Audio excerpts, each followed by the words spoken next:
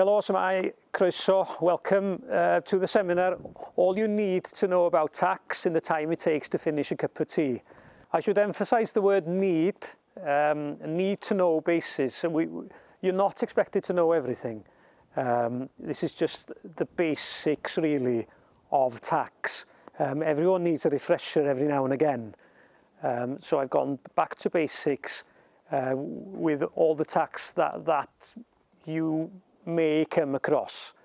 If we go to the next slide, I don't like to talk about myself. I'm Iorwerth Williams. I've been with Dun & Ellis since 2007, qualified with Deloitte in Cardiff and London. Before that, I was in Aberystwyth studying agriculture and business studies.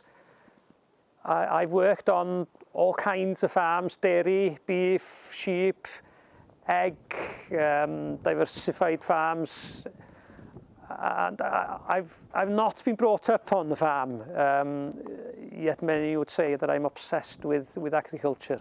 I live on a 65-acre farm with my partner and my two, soon-to-be 3 children. Moving on, Dun & Ellis. Well, Dun & Ellis has been around since the 1950s. We're a firm of chartered accountants, and we're based in Porthmadog, and we have an office in Menai Bridge as well. We're a team of over 35 now, including 10 qualified accountants and chartered tax advisors. We're heavily involved in agriculture and tourism, mainly because of the area we live and work in. They are the main industries.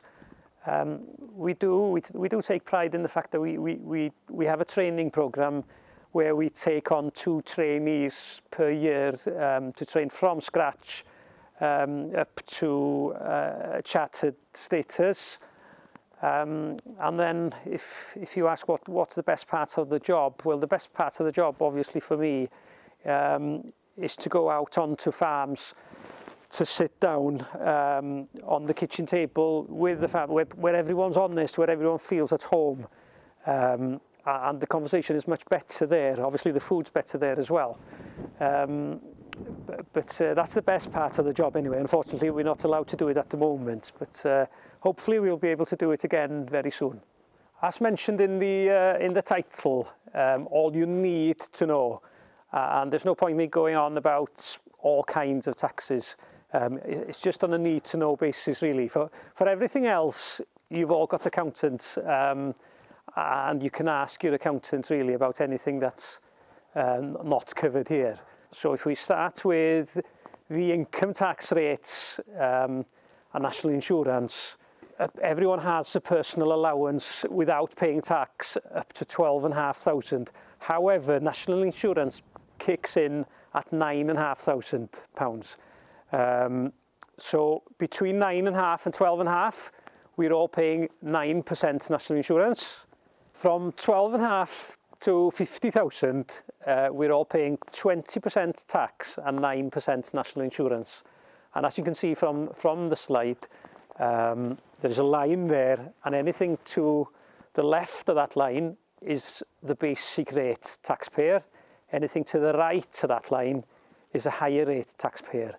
And if you are a higher rate taxpayer, between 50,000 and 100,000, you will be paying 40% tax, 2% national insurance.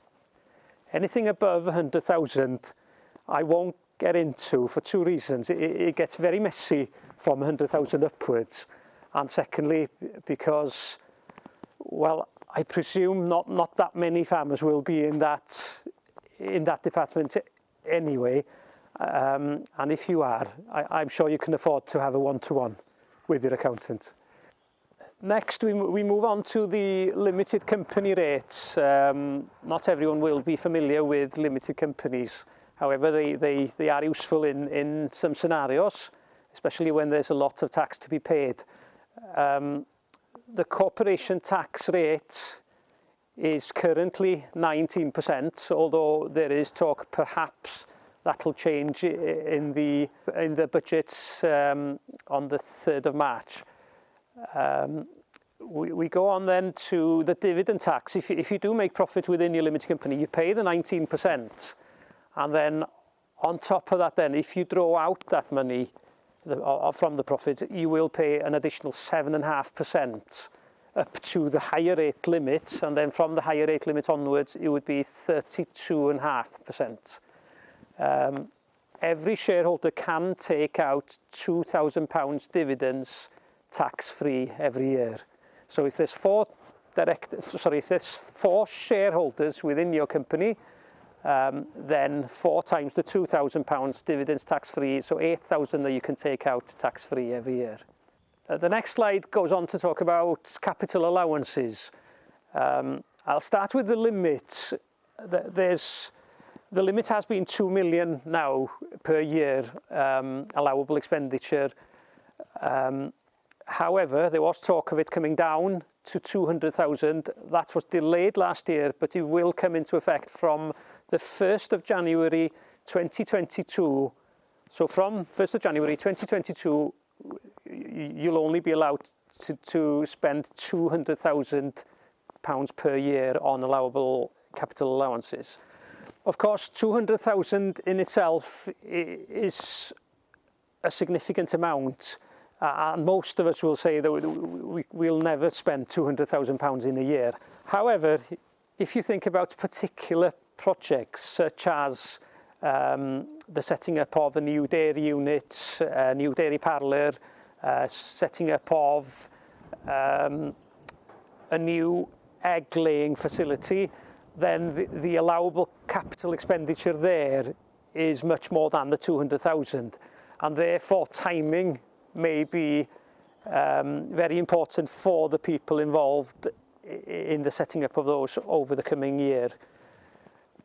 If we go on to what is allowable as capital expenditure, obviously the ones we're all used to is tractor, any machinery that goes on to the tractor, they're all allowable. Things like slurry pits, silos, and then there's the different things such as renewables. We're talking the wind turbines and the hydros and solars, and also diversification, things like camping pods, and if you set up a cafe, the kitchen equipment within that cafe would be allowable. There's many more. You know, if you're in tourism, there's things like a swimming pool, for example. But there's loads more. If you need more information on it, then have a word with your accountant again. Moving on to capital gains tax. There is a lot to talk about things changing within capital gains from next month onwards. However, no one knows at the moment what exactly the changes will be. So it's important to know what the rules are at the moment. The rules are at the moment, every individual can have a capital gain of up to 12,300 per year without paying any capital gains tax. Anything above that, then you can split into two categories really. You've got the residential and the non-residential. With the non-residential, we'll think about the line again, the higher rate and the basic rate taxpayers. Anything up to the higher rate limit, so for the basic rate payers, if you are selling a piece of land, then it's 10%. If that takes you over to the higher rate limit, then that would be 20%. If we then apply the rules to the residential property, for anyone who's in the basic rate category, that is 18% rather than the 10 I was talking about before. For anyone in the higher rate limit, that will be 28%. In terms of capital gains, obviously before making the gain or before selling an asset, the best thing always is to have a word with your accountant to try and mitigate as much of the tax as possible, because there are different ways of doing that, and there are of course different reliefs available as well. But we're keeping this simple today, so we'll stick to that for the time being. The next slide then is inheritance tax. It's known within the tax industry as the tax that no one should ever pay. There is the nil rate band for every individual of £325,000. And also there is 650,000 if, for example, we'll do the example, Mr. and Mrs. Williams. Mr. Williams dies 2 years ago, leaves everything to Mrs. Williams. So he hasn't used any of his 325,000. So Mrs. Williams then, when she dies 2 years later, she has 650,000 of nil rate band.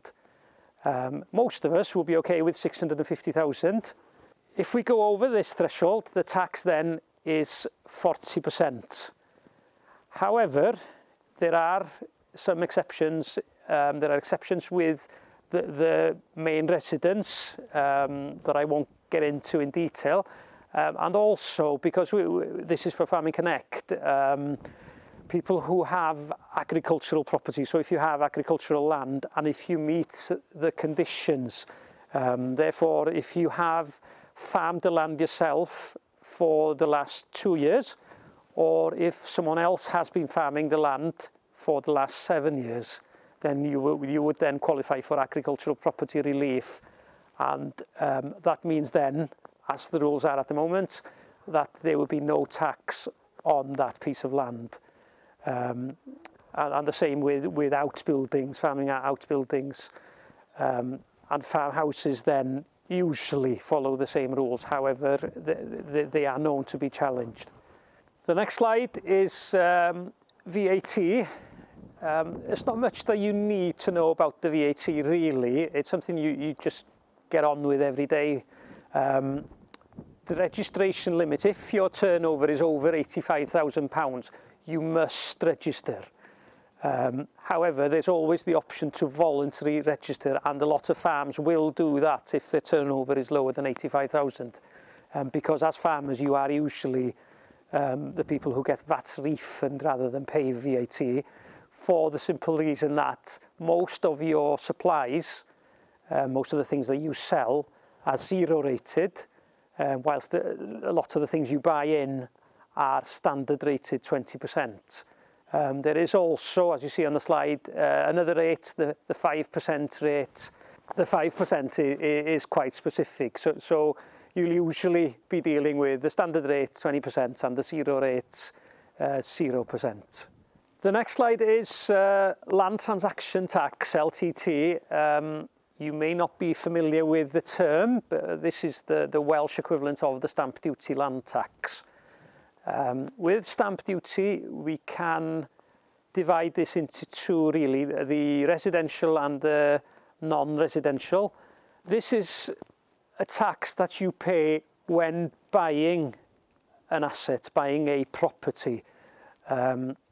So if we concentrate for a minute on the residential one, up to £250,000 at the moment, you don't pay land transaction tax on it, unless it's your second property. And every rate that you see on the graph on your left there, if it's a second property for yourself, you would add 3% on top of them.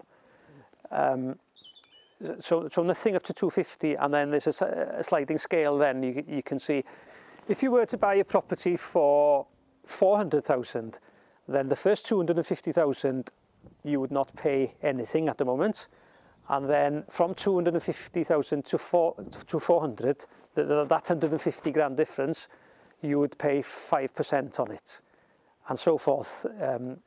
The tax only applies to the band, not to the whole purchase price. As you can see from the slide, the zero land transaction band reduces from 250 to 180 from the 1st of April onwards. So from 180 to 250, you would pay 3.5%. Moving on to the non-residential, you will see that the bands are slightly different. If you were to buy a piece of land, for example, and if you were to pay more than £1 million for that piece of land, then anything above the £1 million would have land transaction tax of 6%.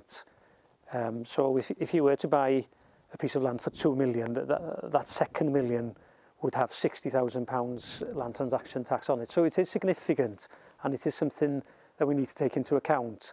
But it's not something you'd be expected to know off the top of your head. It's easy just to get a chart. You can get a chart from your accountant, or just talk to it with your accountant before buying a piece of land, so you know where you stand. So moving on to the next slide, what's to come? Well, Rishi Sunak will have his budget on the 3rd of March, so next month, and we do expect some tax increases to start paying for. Well, you can see the graph at the bottom there that shows the monthly borrowing that the UK has been doing to get through the pandemic. So we will inevitably be paying for that somehow, and so we'll be looking out for some significant increases next month. There isn't much you can do about the budget, so it's just a matter of waiting, really. In terms of the next slide, what can you do now? For a lot of farmers and business people, the year end is usually 5th of April or 31st of March, and as you can imagine, 9 months have now passed. And if you think it's been a good year, then it does make sense probably to prepare 9 months' accounts. It is the best time to do it. And being honest, if you're in agriculture at the moment, it has, for most people, been a good year. And therefore we would recommend that you try and sort your 9 months account as soon as possible. The way it's done is your accountant will prepare 9 months accounts for you, or you'll do it yourself. You would then estimate the last 3 months to try and figure out where you will be for a full year. Based on that, then those figures will be translated into what your taxable profit would be, and you can estimate then how much your tax would be in January 2022 and July 2022 based on that. But by preparing these 9 months accounts, you give yourself then the opportunity of spending on something that you need, and I stress the word need, before the end of the year, in order to try and reduce your tax liability. Or alternatively, it's a way of thinking, oh well, I know what the tax is going to be, but I know well in advance, and I've had my opportunity to do something about it, but I've decided not to, and I'm going to take the tax hit in next January. The second thing that you can do now, of course, is just to work on your own account and your own margins in your own businesses. Going forward, it is a very good idea to try and split these as much as possible, so you know, if you farm beef and sheep, that you know how much margin you get on your beef and how much margin you get on your sheep, and any other venture that you have on the farm. The last slide, I think anyone who's seen a seminar from myself in the past, I use this quite often. What's come out of the seminar really is you're not expected to know everything about tax. Like you're not expected to know everything about anything really. If you do have a question, always ask. Always have that phone call with your accountant before you do what you're about to do, not afterwards, just in case there is a way to do it in a more tax efficient manner.